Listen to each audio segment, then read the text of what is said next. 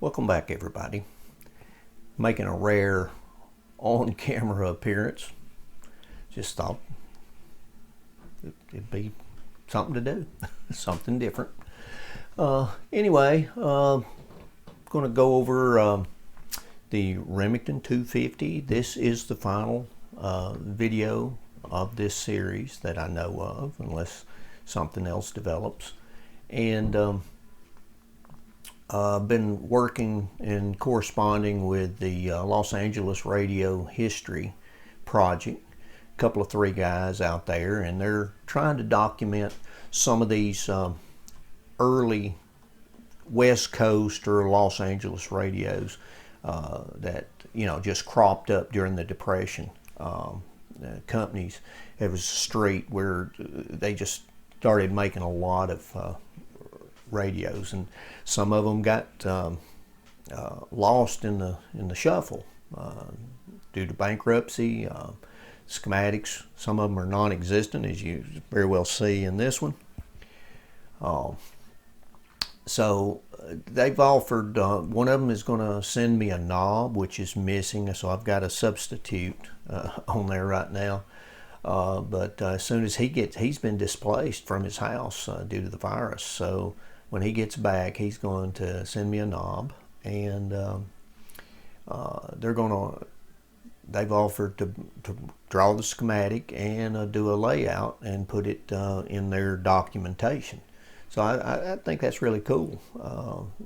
I know there's more of these radios out there like this. I just haven't seen it, and it's not anything on the internet right now.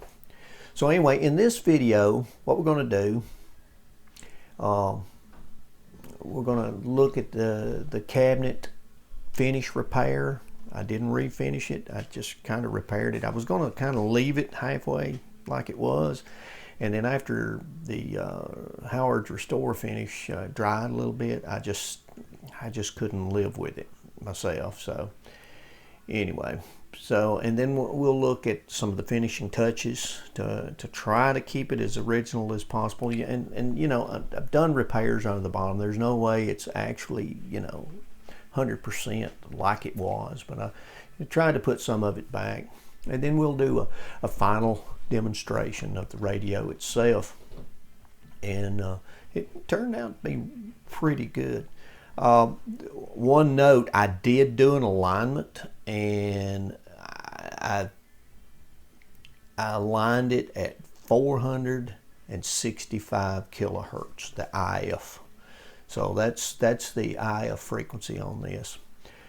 I've been working with another guy on a Marshall radio that I've got in line to be done. It's a little TRF, about 1934-ish, and it's made by Clinton Factory A. It's got the orange label on it, and there's some other models that's out there, but this one, there's not one out there like this. And so I'm kind of working with that, and that'll be coming up in the future. So I've got the next project, I think, lined up over here, and this is going to be a challenge. This next one is going to be a challenge for me, and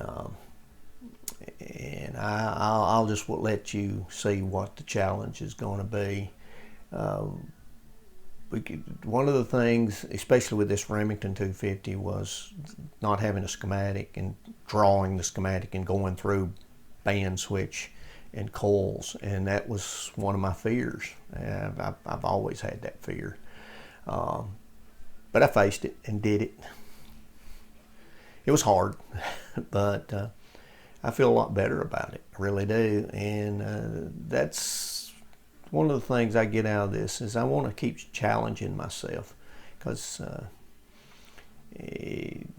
that's the only way we can learn is challenge and make those mistakes and learn from those. And there's nothing wrong with that. So anyway, I've got another one lined up, but I've gone on long enough with the intro. So let's get to it and start looking at some of those repairs. Let's look at this cabinet a little bit. The front of it, I think just a good cleanup is going to take care of that. the ends the same way. Sure, they've got a little nicks and dings in it, but that's not unusual. This is always customary to have no reason, to have no idea. But the tops always have either a cigarette burn or a flower pot. So before I strip this, I'm going to try one thing, and that's the Restore finish. And you know, what have I got to lose? I mean, I tried that on the other one, and on the RCA, and it just didn't do the way I wanted it to. And this may not either, but it's not going to hurt anything to try it first. So let me get everything started. Okay, with this much damage, I'm going to apply it with steel wool, 4/0 steel wool. And you always rub it with the grain.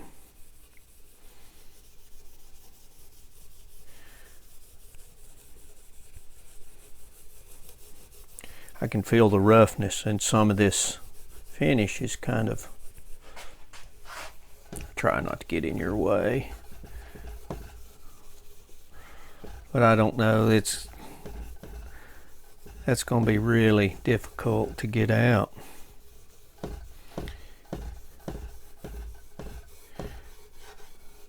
Let's go ahead and get this edge here too.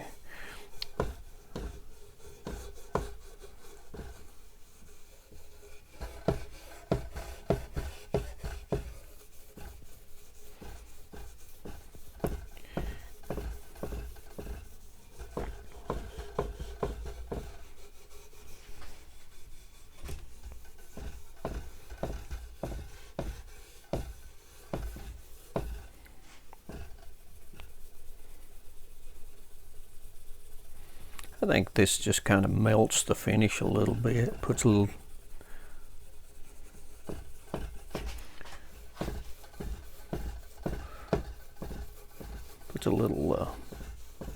color to it. Now, I had some paper towels to wipe it off.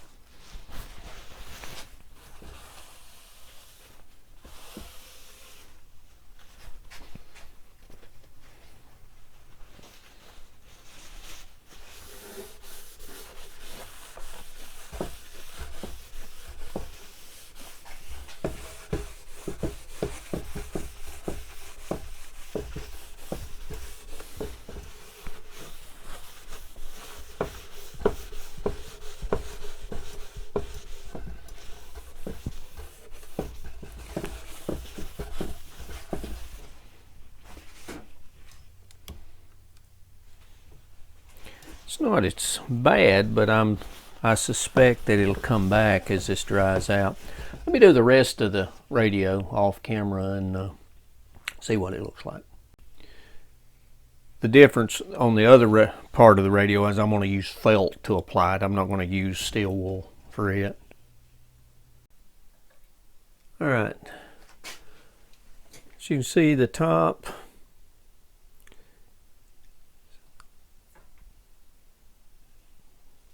you can still see the ring, and you can still see some rough places.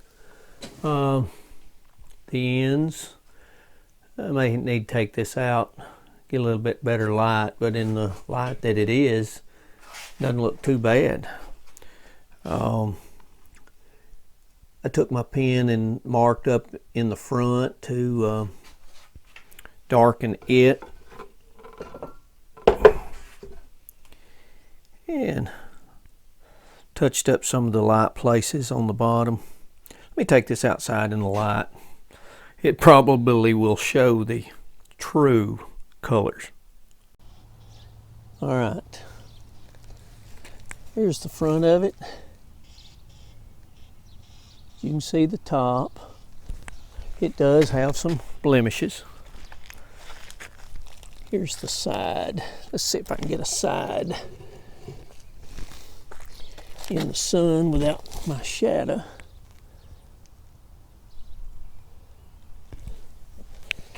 We'll let it sit for a day or so and see how it really looks. Let's get the other end.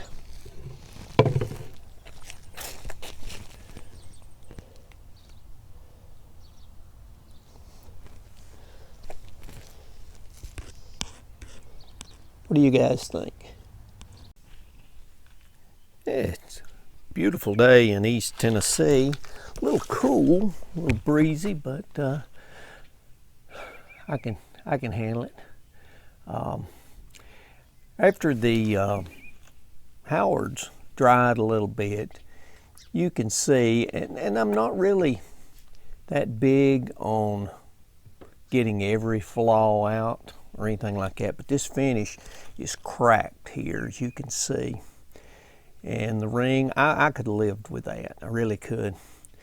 What I'm going to do is I am only going to take the finish off of this very top.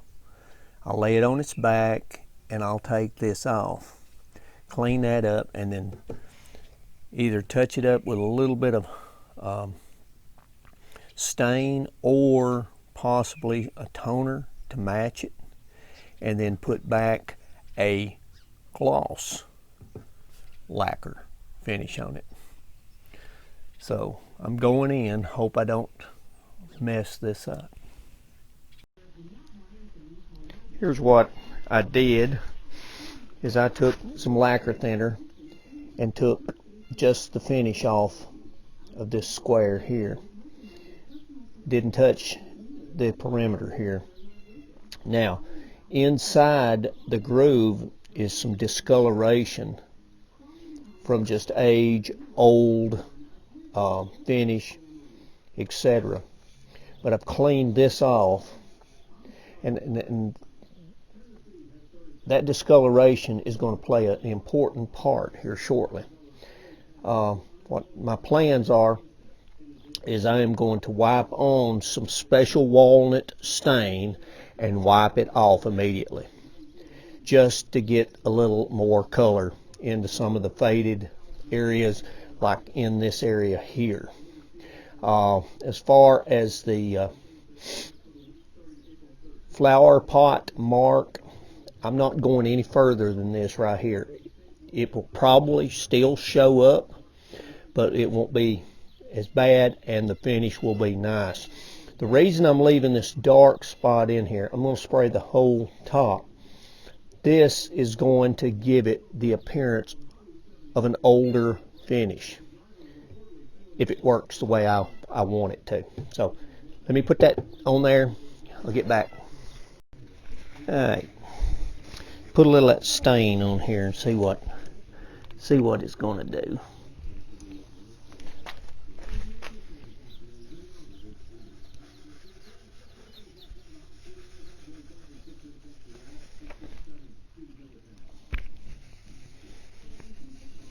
Alright.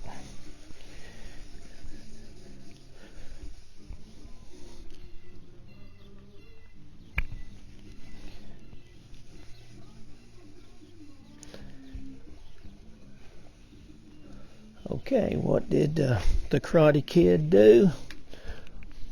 Wipe on, wipe off, right?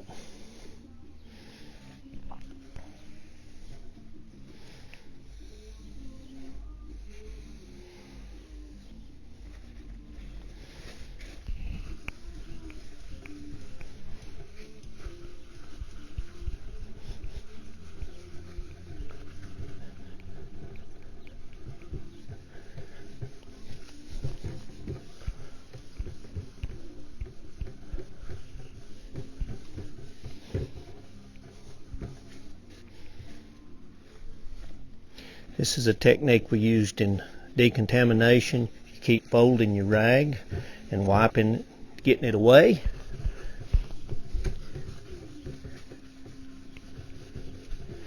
Trying to get all the excess off so it'll dry faster, so we can put that finish on there.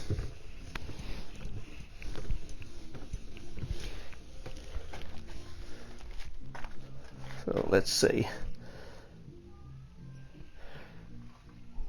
Now let's let that set a while, and then we'll put some lacquer on it. I sprayed about 3 coats of lacquer on. I started getting orange peel, so I took it off, and I did about 2 more coats and starting orange peel again. The only thing I can think of, and I'm sitting here at 28% humidity, the humidity is too low. I tried different lacquers and it did the same. So what I did is I put my can of lacquer in a pan of hot water and let it sit and warm the lacquer. And then I ended up putting a couple of more coats on it, and it didn't orange peel near as bad. And you can see it turned out okay. You can still see the stain a little bit, but not a whole lot.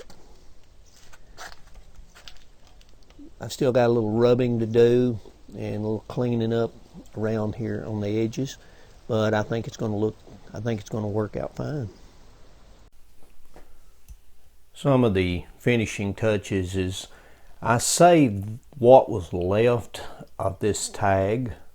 I just cleaned around it and just left it as found. And I remember I had removed this one in the beginning, and I glued it back on, and I put a piece of tape on each end, just like someone else had repaired it. Somebody else had put the tape on. As you can see, it's discolored. So I glued it back on and put some tape on it to kind of recreate its repairs in the past. Yeah, I could have probably reproduced that, but it's not the tag. So, but there is a view in the back, and then we'll still waiting on knob from California, the guy that's promised it to me. He's displaced because of the virus, and so as soon as he gets home, he's supposed to send me the knob. So I'll just put a sub on it for now, and we'll try this thing out. On a side note, when I went to put the radio back in the cabinet, the tuning condenser shaft hit the escutcheon and popped 2 of the nails out. One was laying on the table, the other one went behind the table into the abyss, into the floor monster. After careful cleanup and hands on knees, I found it, and here it is. Now if I don't lose it before I put it back in. Got it all put back together. I think it turned out pretty good. So let's test drive around the dial and see what it sounds like. They live here, they like it here, and they'll be here when you need them. That's Mayberry. Complete home furnishings on Main Street, Crossville, and Mayberry's Interiors on Peabody Road, Fairfield Place.